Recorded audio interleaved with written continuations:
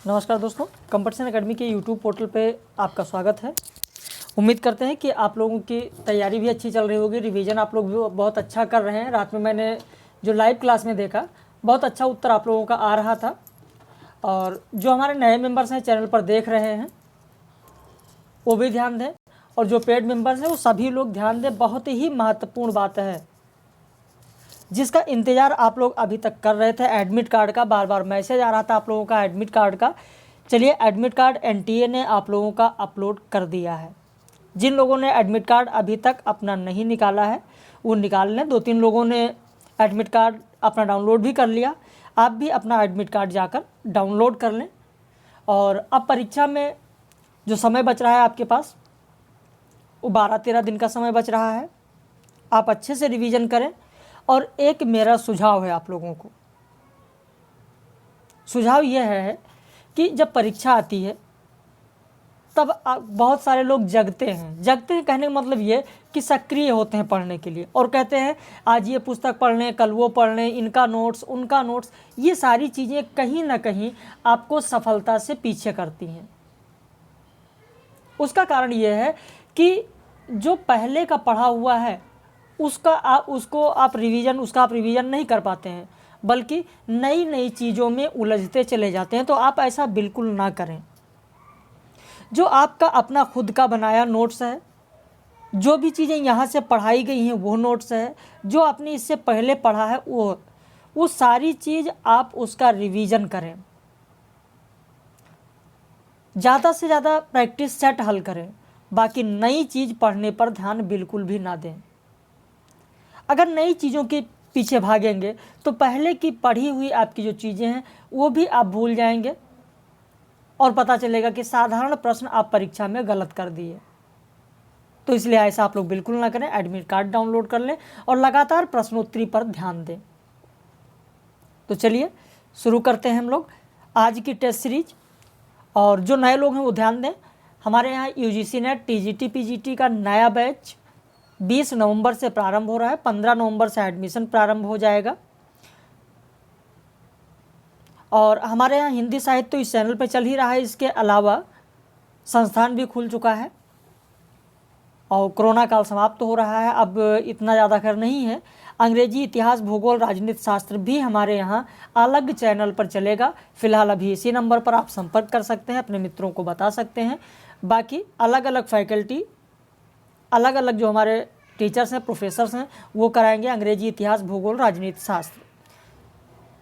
आप इस नंबर पर संपर्क कर सकते हैं कि क्या फ़ीस होगी, क्या पीडीएफ मिलेगा, कैसे एडमिशन होगा। ये सारा चीज़ आप इस नंबर पर फ़ोन करके या व्हाट्सएप करके जानकारी ले सकते हैं। चलिए शुरू करते हैं आज की टेस्ट सीरीज। निम्न में से कौन सा उपन्यास अमृतलाल नागर का नहीं है? अभी तक देखिए, इससे पहले जो मैं आप लोगों को टेस्ट सीरीज दे रहा था उसमें विस्तृत बताते हुए चल रहा था मैं, लेकिन आज बहुत ज़्यादा समय नहीं है तो आपको सिर्फ उत्तर बताते चल रहे हैं। आप लोग मिला लीजिएगा, और जहाँ पर आप देखिए कि कौन कौन से सही है, कौन किसका नहीं है, वो सारी चीज़ें आप कहीं पर मिलाकर नोट करते चलिएगा। कौन सा उपन्यास अमृतलाल नागर का नहीं है? उत्तर होगा आपका डी, अंतिम चरण। प्रश्न संख्या 2, ले चल मुझे बुलावा देकर मेरे नाविक धीरे धीरे, इस पंक्ति के आधार पर प्रसाद का पर क्या आरोप लगाया गया था? डी होगा पलायनवादी होने का आरोप लगाया गया था। प्रश्न संख्या 3, जब वेदना के आधार पर स्वानुभूतिमयी अभिव्यक्ति होने लगी तब हिंदी में उसे छायावाद के नाम से अभिहित किया गया। यह कथन जयशंकर प्रसाद का है। 3 का उत्तर ए होगा। 4 का देखें, कौन सा पात्र अंधा युग का नहीं है? आपका उत्तर होगा सी, भीष्म पितामह। प्रश्न संख्या 5 देखें, आधे अधूरे का मंचन पहली बार कब हुआ? आपका उत्तर होगा 1969 में। डी उत्तर होगा आपका। असाध्य वीणा में प्रियंवद ने राजन से कहा कि वह क्या नहीं है, तो उसने कहा, राजन मैं कलावंत नहीं हूँ। आपका उत्तर होगा 6 का सी। 7 देखें, निम्न में से क्या अनुभव का एक रूप है? आपका उत्तर होगा लौकिक रूप है। रामविलास शर्मा कृत नई कविता और अस्तित्ववाद का प्रकाशन कब हुआ है? आपका उत्तर होगा 1978, यानी 8 का उत्तर डी होगा। बहुत सारे लोगों का उत्तर व्हाट्सएप पर आ चुका है, वो भी अपना उत्तर मिलाकर और मिलान करके फिर बताएं कि आपके कितने सही हैं इस टेस्ट सीरीज में। प्रश्न संख्या 9, शिव प्रसाद सिंह द्वारा रचित त्रयी के 3 उपन्यास कौन से हैं? तो यहाँ पर प्रश्न संख्या 9 का उत्तर होगा आपका बी, गली आगे मुड़ती है, नीला चांद वैश्वानर। प्रश्न संख्या 10 देखें, हिंदी के कौन कवि कलाधार उपनाम से कविताएं लिखते थे? आप सभी लोग जानते हैं, जयशंकर प्रसाद लिखते थे। 10 का उत्तर बी होगा। 11 देखें, अग्निबीज के लेखक कौन हैं? तो आपका उत्तर होगा सी, मार्कंड। प्रश्न संख्या 12, प्रतीकों के प्रयोग को किसने सर्वप्रथम महिमान्वित किया? तो प्रश्न संख्या 12 का उत्तर हो जाएगा आपका पहला, वॉडलेयर। प्रश्न संख्या 12 का ए। प्रश्न संख्या 13 देखें, बहुत ही महत्वपूर्ण प्रश्न हैं, इन प्रश्नों को जरूर ध्यान दीजिएगा। कब तक पुकारूं, जल टूटता हुआ, कगार की आग, सती मैया का चौरा। तो यहाँ पर 13 में कौन सा सुमेलित होगा? तो आप देखें, कब तक पुकारूं रांगे राघव का है, जल टूटता हुआ रामदरस मिश्र का है, कगार की आग शेखर जोशी का है, सती मैया का चौरा भैरव प्रसाद गुप्त का है। तो इस तरीके से आपका उत्तर होगा 13 का डी। प्रश्न संख्या 14 देखें, निम्न में से किस उपन्यास को व्यास सम्मान 2003 में प्राप्त हुआ है? तो 2003 में आवा को मिला है, जबकि 2004 में कठगुलाब को मिला है। तो आपका उत्तर होगा 14 का सी, ध्यान दीजिएगा। प्रश्न संख्या 15, पद्मावत का 12 मासा किस महीने से शुरू होता है? आपका उत्तर होगा 15 का डी, आषाढ़ मास से शुरू होता है। प्रश्न संख्या 16, आचार्य महावीर प्रसाद द्विवेदी और हिंदी नवजागरण नामक पुस्तक के रचयिता कौन है? तो डॉक्टर रामविलास शर्मा है। 16 का उत्तर आपका डी होगा। 17 देखें, रूसी रूपवाद के प्रथम पुरोधा कौन थे? तो आपका होगा पहला उत्तर विक्टर स्क्लोवस्की। प्रश्न संख्या 18, भारत के मध्य वर्ग की अजीब दास्तान पुस्तक के लेखक कौन है? तो आपका उत्तर हो जाएगा पवन कुमार वर्मा। अचिरता देख जगत की आप, शून्य भरता समीर निश्वास, डालता पातों पर चुपचाप, ओस के आंसू नीलाकाश। किस कवि की पंक्तियां हैं? आपका उत्तर होगा सी, सुमित्रा नंदन पंत। प्रश्न संख्या 20 देखें, नारायण दास किस नाटक का पात्र है? तो आपका उत्तर होगा अंधेर नगरी। 20 का सी। प्रश्न संख्या 21 देखें, मनु क्या यही तुम्हारी होगी उज्ज्वल नव मानवता, जिसमें सब कुछ लेना हो अंत, बची क्या सवता? किसकी उक्ति है? प्रश्न संख्या 21, आपका उत्तर होगा डी, श्रद्धा। प्रश्न संख्या 22, निम्न में से कौन सी रचना काव्य नाटक नहीं है? आपका उत्तर होगा 22 का डी, संशय की एक रात। प्रश्न संख्या 23, हिंदी का प्रथम गीतनाट्य कौन सा है? आप सभी जानते हैं, करुणालय। निम्न में से कौन सा उपन्यास आंचलिक नहीं है? तो आपका उत्तर होगा डी, नरक यात्रा। देखिए कौन सी रचना किसकी है, सारी चीज़ आप लोगों के पास नोट्स में भेज चुका हूँ, सारी चीज़ मैं पढ़ा चुका हूँ, इसलिए बहुत ज़्यादा समय नहीं ले रहे हैं। और ये थोड़ा डिफरेंट टाइप का है, ये कह सकते हैं आप कि यहाँ सिंपल आपको बताते जा रहे हैं क्योंकि आज समय का अभाव है। प्रश्न संख्या 25, तांबे के कीड़े किसकी रचना है? आपका उत्तर होगा 25 का सी, भुवनेश्वर का है। निम्बार्काचार्य ने इनमें से किस का प्रवर्तन किया? आपका उत्तर होगा द्वैताद्वैतवाद। अनुकरणधर्मी कवि का लक्ष्य लोकप्रियता होता है, यह विचार किसका है? प्लेटो का है। उत्तर होगा डी। उदात्त का विरोधी तत्व कौन सा है? प्रश्न संख्या 28 में हो जाएगा आपका शब्द भंडार, 28 का सी। 29 में देखें, किस रीति के 10 शब्दगुण और 10 अर्थगुण होते हैं? यहाँ पर उत्तर हो जाएगा पांचाली, 29 का ए, पांचाली। आप लोग जरूर मिला लीजिएगा क्योंकि आप टेस्ट सीरीज का आंसर जितने लोग भेजे हैं, कई लोगों के बहुत सारे उत्तर गलत हैं, उन्हें जरूर मिला लीजिएगा। शिखर से सागर तक किसकी जीवनी है? प्रश्न संख्या 30, आपका उत्तर होगा बी। कल मैंने आप लोगों को कराया भी था लाइव क्लास में, ये भी याद होगा आपको। 31 का देखें, सब चुप साहित्य चुप और कविजन निर्वाक, चिंतन शिल्पकार नर्तक चुप हैं। किस कवि की पंक्तियां हैं? प्रश्न संख्या 31, आपका उत्तर होगा सी, मुक्तिबोध। प्रश्न संख्या 32, बहुत बहुत ज़्यादा लिया, दिया बहुत कम कम, मर गया देश और जीवित रहे तुम। प्रश्न संख्या 32 अंधेरे में कविता की ये पंक्तियां हैं। 32 का बी होगा। 33 देखें, इनमें से कौन मनोविश्लेषणवादी आचार्य नहीं है? आपका उत्तर होगा सी, एलन टेट।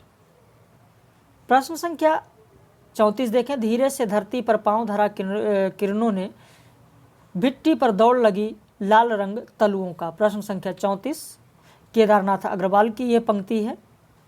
34 का बी होगा।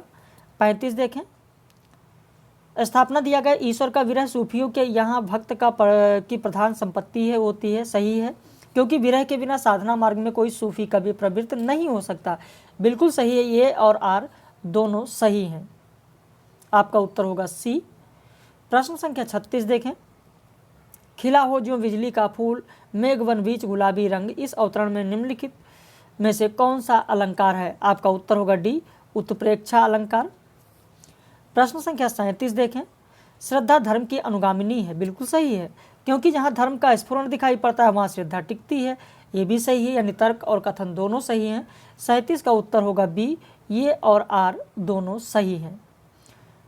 प्रश्न संख्या 38 देखें, गोरख जगायो जोग भगत भगायो भोग, बहुत बार प्रश्न पूछा गया है। तुलसीदास की ये पंक्ति हैं, लेकिन कुछ लोग इसको नाभादास लगा देते हैं और गलत कर देते हैं। 38 का उत्तर आपका सी होगा, तुलसीदास।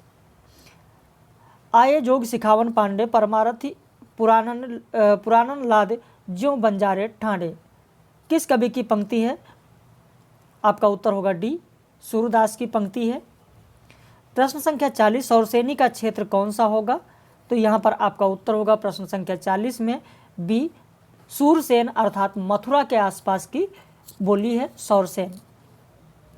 संदेश रासक की भाषा कौन सी होगी? आपका उत्तर होगा पश्चिमी अवहट्ट, क्योंकि अपभ्रंश में लिखा गया है। आपने देखा है कि अपभ्रंश में संदेश रासक अपभ्रंश में लिखी गई रचना है, लेकिन अपभ्रंश आप देखेंगे उसी का रूप है अवहट्ट। तो कौन सा अवहट्ट? क्या पूर्वी अवहट्ट में है? नहीं, पश्चिमी अवहट्ट में। 41 का ए हो जाएगा। 42 देखें, उत्तरकांड में प्रस्तावित रामराज्य की मूल प्रवृत्ति क्या है? तो प्रश्न संख्या 42 का उत्तर आपका हो जाएगा डी। अगला प्रश्न देखें, केदारनाथ की रामचंद्रिका पर किसका प्रभाव है? तो आपका उत्तर होगा ए, वाल्मीकि कृत रामायण का प्रभाव है। नई कविता के प्रतिमान के लेखक कौन है? प्रश्न संख्या 44, आपका उत्तर होगा बी, लक्ष्मीकांत वर्मा। यदि आप हमारे चैनल पर नए हैं तो चैनल को सब्सक्राइब कर लीजिए, वीडियो को लाइक कर लीजिए, ताकि आप तक नए वीडियो का नोटिफिकेशन जरूर पहुंच जाए। प्रश्न संख्या 45 देखें, रामचरितमानस में उत्तरकांड कौन सा सोपान है? तो अंतिम सोपान है। आपका उत्तर होगा डी, 7वां। प्रश्न संख्या 46, एकांतवासी किस रचना का अनुवाद है? द हर्मिट का अनुवाद है। आपका उत्तर होगा 46 का सी, द हर्मिट। 47 देखें, किस पौराणिक कृति में भ्रमर गीत प्रसंग आया है? आपका उत्तर होगा डी, पद्म पुराण। 47 का उत्तर डी होगा, पद्म पुराण। प्रश्न संख्या 48 देखें, मैं मजदूर हूँ, मजदूरी किए बिना मुझे भोजन करने का कोई अधिकार नहीं है, यह कथन किसका है? तो प्रेमचंद का है। आपका उत्तर होगा 48 का डी, प्रेमचंद। यदि आप नए हैं तो स्क्रीनशॉट जरूर प्रश्नों का ले लीजिए, ताकि आपके लिए आसान रहे, या बार बार इसे देखते रहिए, 1-2 बार देख लीजिए तो चीज़ें याद हो जाएंगी। बहुत ही महत्वपूर्ण प्रश्न है। आधुनिक कविता में बिंब विधान किस रचनाकार की कृति है? तो प्रश्न संख्या 49 का उत्तर हो जाएगा आपका बी, केदारनाथ सिंह की है। व्यापक अर्थ में अलंकार उक्ति वैचित्र है, यह कथन किसका है? प्रश्न संख्या 50, तो आपका उत्तर होगा ए, रामचंद्र शुक्ल। प्रश्न संख्या 51, तू उमर बड़ बक्र में अपने गगन को घेरे, ये काव्य पंक्तियाँ किसकी हैं? आपका उत्तर होगा डी, कुंवर नारायण। कई लोगों ने धर्मवीर भारती लगाया है, जो हमको उत्तर भेजा है व्हाट्सएप पर, वो गलत है उत्तर, ध्यान देना, कुंवर नारायण की पंक्ति है। प्रश्न संख्या 52, सुमित्रानंदन पंत की युगवाणी की कविताओं का मूल स्वर क्या है? तो 52 का उत्तर हो जाएगा बी, आपका प्रगतिशील। प्रश्न संख्या 53 देखें, मूलतः कामानी को फैंटेसी मानने वाले कौन है? तो मुक्तिबोध होंगे। आपका उत्तर होगा सी, गजानन माधव मुक्तिबोध। प्रश्न संख्या 54 देखें आप, रीतिकाल को कलाकाल किसने कहा? आपका उत्तर होगा बी, रमाशंकर शुक्ल रसाल। और हुजैमा, अभी आपका फ़ोन आया था शायद, तो आज व्यस्तता कुछ ज़्यादा है। जो भी आपकी समस्या है व्हाट्सएप पर आप मैसेज कर दीजिए, देख लेंगे उसको, आपका रिप्लाई आपको कर दिया जाएगा।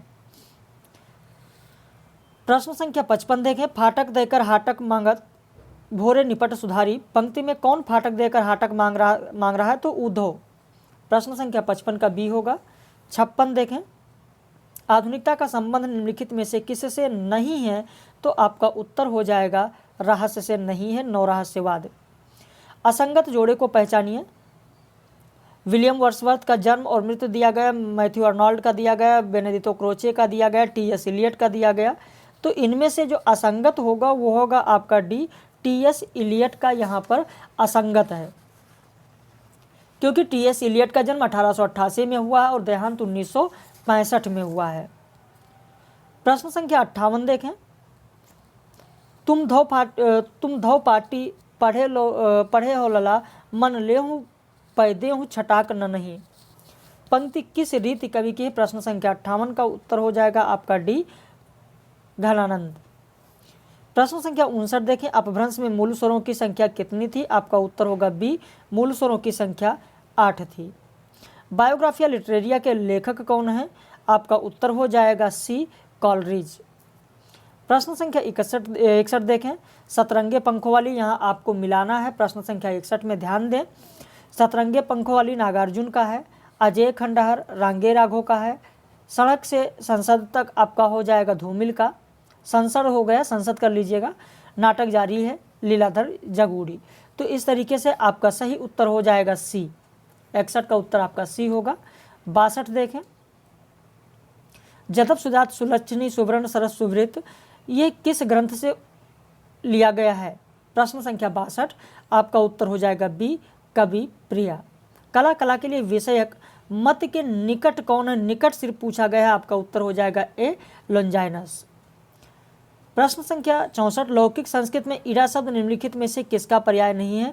तो इड़ा मतलब पृथ्वी भी होता है, इड़ा मतलब बुद्धि भी है, इड़ा मतलब वाणी भी है, लेकिन इड़ा मतलब समुद्र नहीं होगा। आपका उत्तर होगा 64 का बी।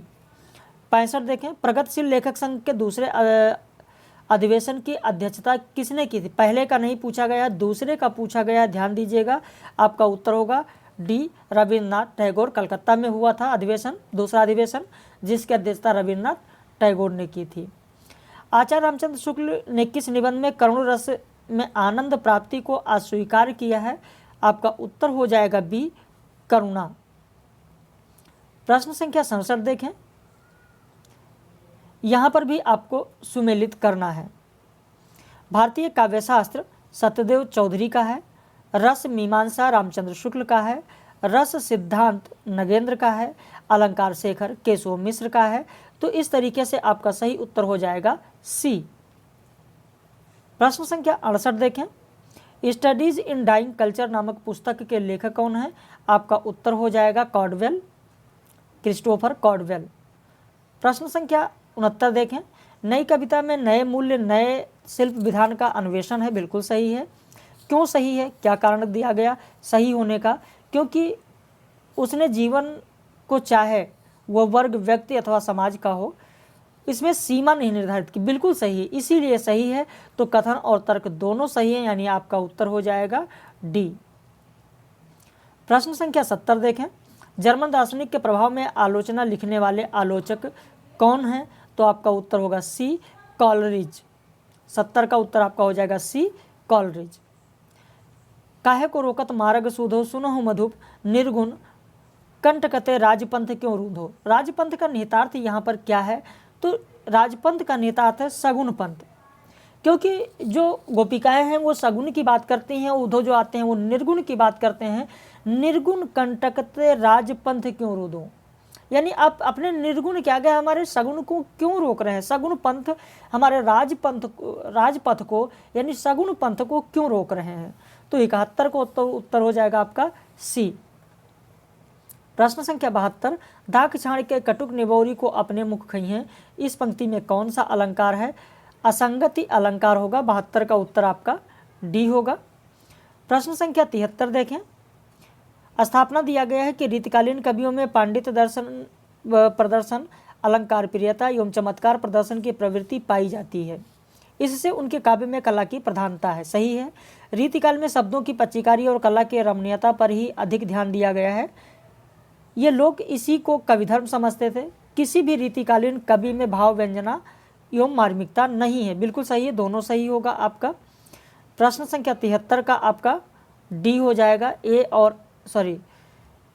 हो जाएगा, ए और आर दोनों सही है।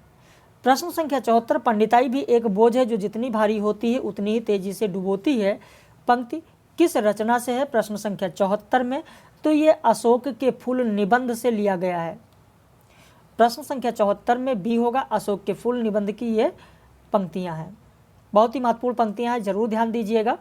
और एक बार फिर से आपको बता दें कि आप अपने मित्रों को जो भी जानने वाले हैं उनको आप ज़रूर बता सकते हैं कि हमारे यहाँ ऑनलाइन बैच, पेड बैच 20 नवंबर से दीपावली के बाद प्रारंभ होने जा रहा है, UP TGT, PGT, UGC net की, जिसमें आपको कंप्लीट सिलेबस का पीडीएफ नोट्स मिलेगा, 250 वीडियो लेक्चर लगभग मिलेंगे और टेस्ट सीरीज मिलेगी, रात में लाइव क्लास होगी। ये सारी चीज़ें आप जानकारी हमारे ऊपर दिए गए नंबर पर संपर्क कर सकते हैं कि क्या फीस होगी, कैसे क्लास मिलेगी, ये सारी डिटेल आपको बताई जाएगी। तो आप अपने मित्रों को ज़रूर बता सकते हैं जो इस बार नहीं तैयारी कर पाए हैं, अच्छे से वंचित रह गए हैं तैयारी से, उन्हें आप ज़रूर सलाह दे सकते हैं। प्रश्न संख्या 75 देखें, हमें सुंदरता की कसौटी बदलनी होगी। अभी तक यह कसौटी अमीरों और विलासिता के ढंग की थी। यह उक्ति किसकी है? तो साहित्य का उद्देश्य निबंध, साहित्य का उद्देश्य निबंध किसका है? आपको पता होगा, प्रेमचंद का है। और उसी में ये कहा गया है, तो ये कथन किसका होगा? प्रेमचंद का होगा। इस तरीके से 75 प्रश्न थे और आपने देखा कि आपके 75 में से कितने सही हैं। आप अपना मूल्यांकन अपने आप से खुद आपने किया होगा कि आपकी तैयारी कैसी है इस समय की। बाकी हम लोग रात में 9:30 बजे लाइव क्लास में कोशिश करेंगे मिलने के लिए, क्योंकि आज व्यस्तता ज़्यादा है। हो सकता है कि लाइव क्लास ना हो पाए, क्योंकि देखिए आप खुद देखिए 50 प्रश्न, 100 प्रश्न, 75 प्रश्न आपको लगातार प्रतिदिन दिए जा रहे हैं व्हाट्सएप पर, और लाइव क्लास में 25-30 प्रश्न दिए जा रहे हैं। तो किसी दिन अगर नहीं हो पाता है तो इतना घबराने की, टेंशन लेने की ज़रूरत नहीं है। आपने टेस्ट सीरीज किया, फिर आपको टेस्ट सीरीज रात में मिल जाएगी। तो बाकी आप लोग लगे रहें, मेहनत करें और अपनी कामयाबी का जो आपका लक्ष्य है उस पथ पर अग्रसर रहें और आप ज़रूर कामयाब हों। ये मेरी कामना है, ये मेरा आशीर्वाद है आप लोगों को। तो आप लोग बिल्कुल आगे बढ़ें, जहाँ कोई समस्या हो वहाँ पर ज़रूर बताएं। और दूसरी चीज़, जिन लोगों की फ़ीस बाकी है, मैंने व्हाट्सएप पर मैसेज भी किया था, वो अपना फ़ीस ज़रूर सबमिट कर दें, लेट ना करें।